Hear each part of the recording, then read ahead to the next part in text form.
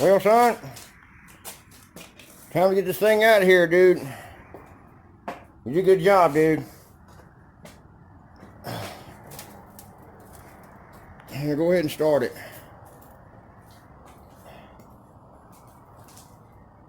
Yeah, make sure you don't got nothing on your pants. Yeah. We'd have had it done yesterday, but I had to wait for him to get out of school today. Yeah, we need to put some paper on the floorboard, man.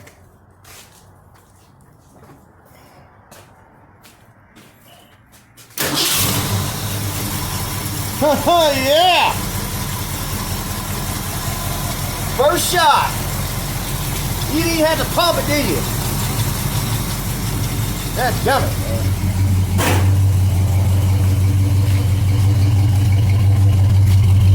Hey, give it a little gas.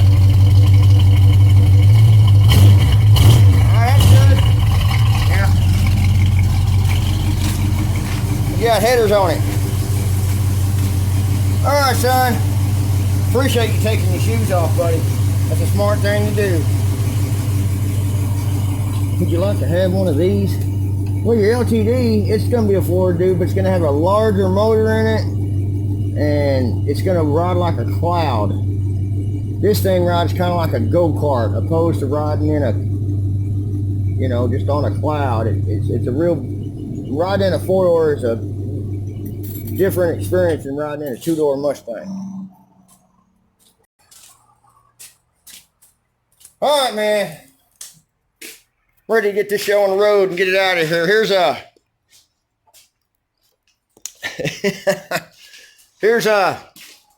do you want to call it? A sneak preview. We're going to be doing a 57 Bel Air. Yee-hoo! Next couple of days. It needs the motor mounts replaced in it. Or no, the transmission mounts. And it needs the timing adjusted. And it needs a breather cover. Because he did a conversion on it. It's all original, but he did a conversion and put a quadrajet on it. Because he tried to get the original carburetor fixed on it. And they couldn't find parts for it. I don't know what the deal is. But he decided just to get a quadrajet and have it rebuilt. And spitting and sputtering, so we got to time it.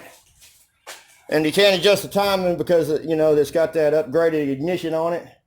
Like that Mustang, well, you don't know the difference because, you know, usually there's a little tiny distributor on there with a little long coil. That's, you know, that's HEI. So you put an HEI ignition on that 57 Chevy, and now it's up against the firewall because the transmission mounts are kind of wore out and it's leaning a little bit. So we're going to jack it up, set the timing, put the transmission mounts, new transmission mounts in it, and then put a breather cover on it. But, yeah, dude, it does feel good to sit here and just look at this thing all clean, no prints on it. It looks all right, man. It's a decent $5,000 car.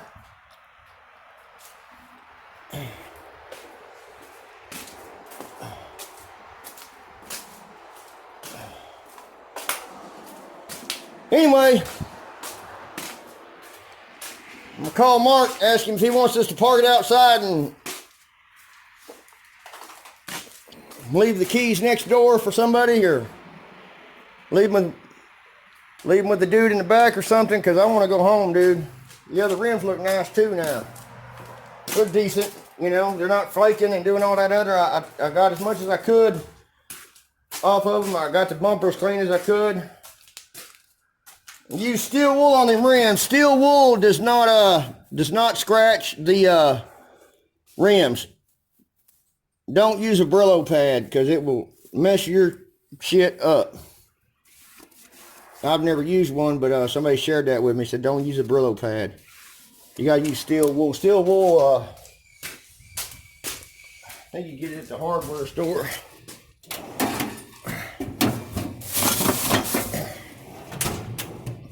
Yeah.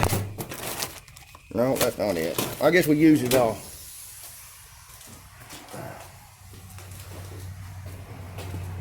I thought I had a piece of it laying around here. But somebody knows, just go to your hardware store and ask for steel wool if you don't know what it is. Yeah. It's like this. It's all wiry, but Brillo pad is different. It's a little more coarse. But you just get down in there and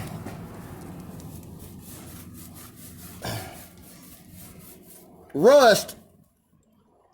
My daddy told me that rust, yeah, we need to dry these rims out, son. We need to get a rag and dry them out. They're not dry. It's just going to cause it to rust some more. What happens with chrome, son, is it gets pits in it. You know, even if you know, sometimes chrome, you look at all the rust on it, sometimes it gets too bad, but just a lot of the times it just gets little pinholes in the chrome, and you can come over here with some steel wool and clean it up, you know, a lot. This thing was rusted all over the place, and I got all of that off, and it's only left on the inside of there where it went all the way through. There is going to be some spots depending on how bad your rust damage is on your chrome. I did not use steel wool on those aluminum panels because I didn't want to get no scratches. The aluminum, you will scratch it. As long as it's chrome, I don't know. I didn't have to use no steel wool on any of the trim.